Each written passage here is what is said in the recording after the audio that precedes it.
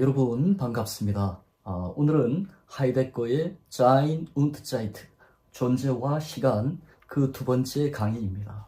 자, 오늘 이 시간에는 먼저 왜 그 저작의 제목이 존재와 시간인가? 그렇다면 그가 말하는 그리고 전통 철학이 말하는 존재란 무엇이고 또 시간이란 무엇인가? 그리고 전통적으로 존재와 시간이라는 이 대립하는 두 개념을 하이데거는 왜 라는 대등한 접속어를 통해서 한데 엮어 놓았는가? 자, 우리가 그것을 이해함으로써 하이데거 사상이 고중세 그리고 근대의 철학과 어떻게 차별화되는지, 그리고 그의 사상이 어떤 점에서 독창적이고 또 현대적인지를 이해할 수 있을 것입니다. 과거의 우리 선생님들은 헤겔의 정신현상학이라든지 하이데거의 존재와 시간, 이렇게 어려운 책을 읽을 때는 한 단락을 읽고서 그것을 한 문장으로 요약하는 연습을 가르쳐 주셨습니다. 그래서 요약된 그 문장들을 모아서 그 챕터, 그 장의 핵심 내용들을 이해하고 또 그 이해들을 모아서 궁극적으로는 그 책의 제목을 1시간 동안 자유롭게 떠들 수 있으면 그것이야말로 진정한 독서가 끝난 것이다 라고 가르쳐 주셨지요. 자, 오늘 우리가 하는 작업이 바로 그것입니다.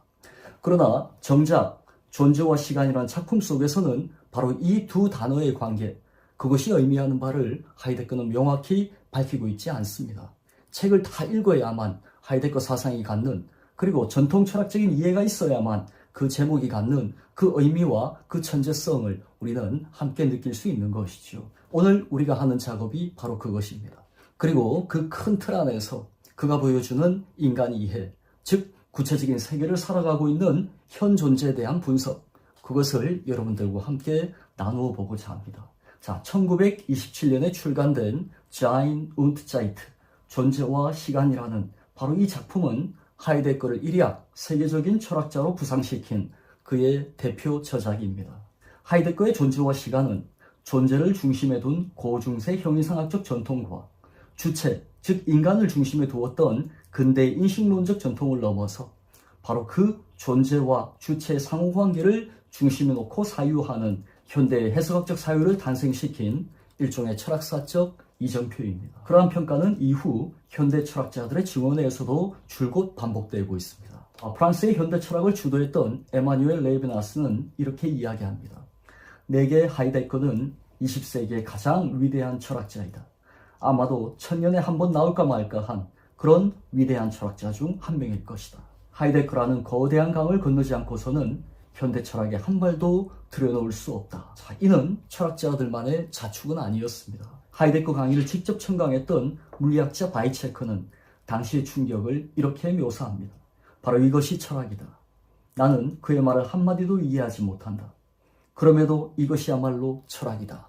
자, 우리는 천재들의 강의를 듣다 보면 자신의 무지 때문에 그의 말을 다 이해할 수는 없지만 직감적으로 깨닫습니다. 이 사람의 사유는 진짜다.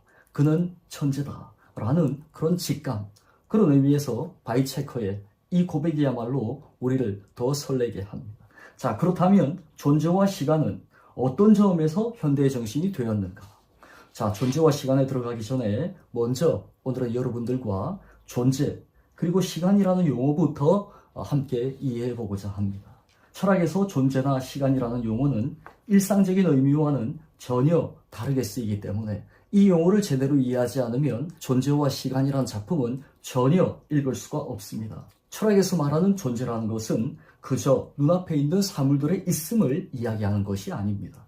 예를 들어 연필이 있다, 필통이 있다 할 때처럼 그저 내 눈앞에 존재하는 것을 있음이라고 부르지 않습니다. 그것들의 속성이라 할 수 있는 이다, 그러니까 그 연필이 가지고 있는 속성, 연필은 빨간색이다, 지우개는 하얀색이다 라는 이다 라는 것을 의미하는 것도 아닙니다. 그리고 시간이라는 단어도 그저 시계가 알려주는 표준화된 시각, 지금은 12시다 뭐 그런 뜻은 아닙니다.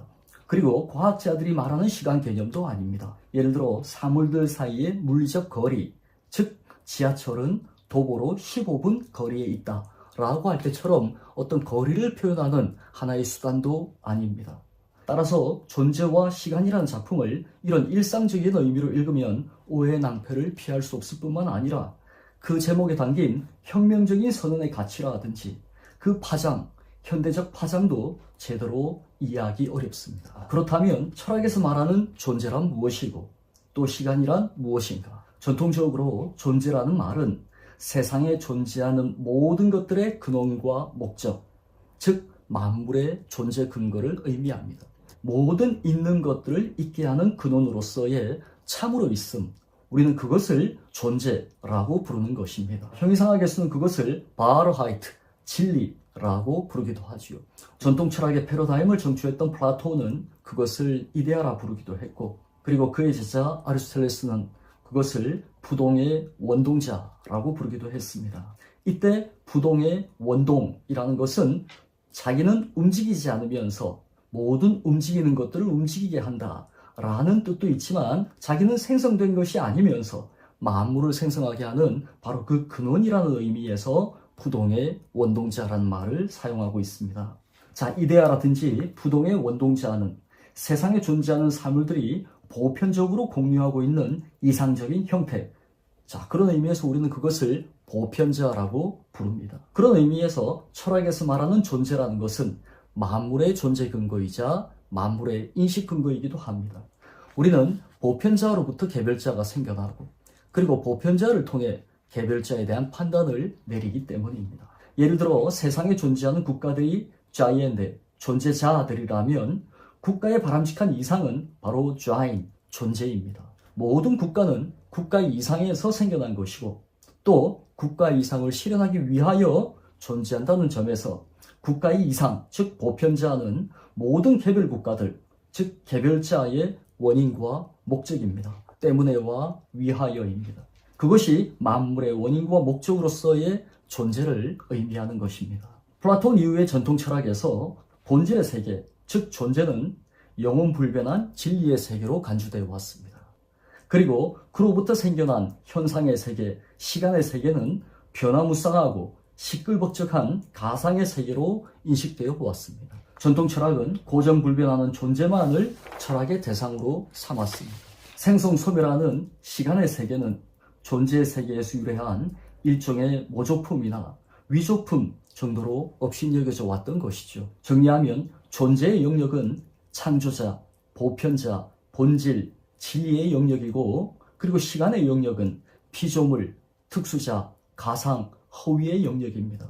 따라서 전통 철학에서는 존재와 시간이라는 것이 서로 대비될 뿐만 아니라 위계적으로도 수직적인 두 세계입니다. 물론 신화적인 세계에서 벗어나 삶의 원리를 스스로 구해했던 불안한 인간들, 그들에게는 그런 고정불변하는 보편적 규범이 무엇보다 절실했을 것입니다. 변화무쌍하고 예측 불가능한 세계의 공포에서 벗어나려면 그것들을 이해하고 질서 지을 만한 확고한 원리가 필요하기 때문입니다. 마치 술에 취해 비틀거리는 사람이 넘어지지 않으려고 든든한 난간을 붙드는 것처럼 이 존재도 불안한 인간에게는 그런 든든한 난간의 역할을 해왔기 때문입니다.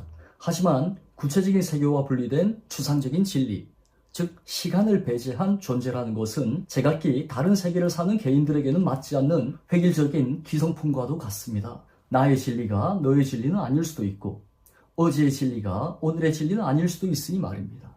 그러한 의미에서 영원 불변하는 존재는 다양한 개인들을 억압적으로 통제하는 전체주의 혹은 독재자의 모습을 닮았습니다. 하이데거는 그러한 존재 우위의 수직적인 위계구조를 해체하고 존재와 시간을 수평적인 상관구조로 재편합니다. 이제 그 둘은 서로 대등한 지위에서 서로가 서로를 구성하는 상호 공속적인 관계, 상호 구성적인 관계로 재편됩니다. 그러한 의미에서 그는 시간의 영역을 배제한 채 존재의 영역만을 헤매었던 플라톤 이후의 형이상학적 전통, 그것을 진정한 존재 이해를 교류하고 있는 좌인 페어게센하이트, 존재 망각의 역사라고 비판합니다. 진정한 존재의 의미를 드러내지 못한 망각의 역사라고 이야기하는 것이죠. 고중세의 철학, 즉 존재론이 진리란 무엇인가 라는 본질 물음이었다면, 그리고 근대의 철학, 즉 인식론이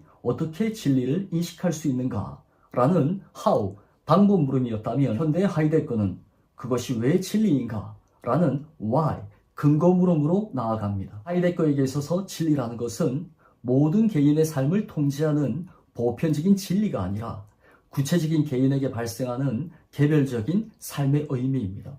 따라서 보편적인 진리를 탐구하는 것이 인식론이라면 개별적인 삶의 의미를 이해하는 바로 그의 철학은 허머뉴릭스, 해석학이라고 부를 수 있습니다. 따라서 그 의미를 해석하기 위해서는 누가라는 who가 철학의 중심 대상이 될 수밖에 없고, 또 who를 이해하기 위해서는 그가 속한 세계, 즉 언제와 어디서라는 자이틀리히카이트와 벨틀리히카이트, 달리 말해서 시간성과 세계성을 들여다볼 수밖에 없기 때문입니다. 그러한 의미에서 존재와 시간은 현존과 세계로도 바꿔 쓸 수 있습니다. 여러분, 우리가 살아가는 이 세계가 바로 시간의 영역이라면, 그리고 인간이라는 것은 그 세계와 관계 맺고 살아가는 바로 그 현존입니다. 그리고 그 현존의 삶의 진리가 발생하는 곳은 세계가 아니라 바로 자신의 내면이겠지요. 현존이야말로 자기 삶의 진리가 발생하는 그 발금터입니다. 그러니 그것을 하이데거는 존재라고 부르는 것이죠. 그래서 존재와 시간이라는 이 개념을 엮어놓은 것은 세계와 현존, 그리고 현존이야말로 그 세계 속에서 일어나는 진리의 장소다라는 의미에서 그렇습니다.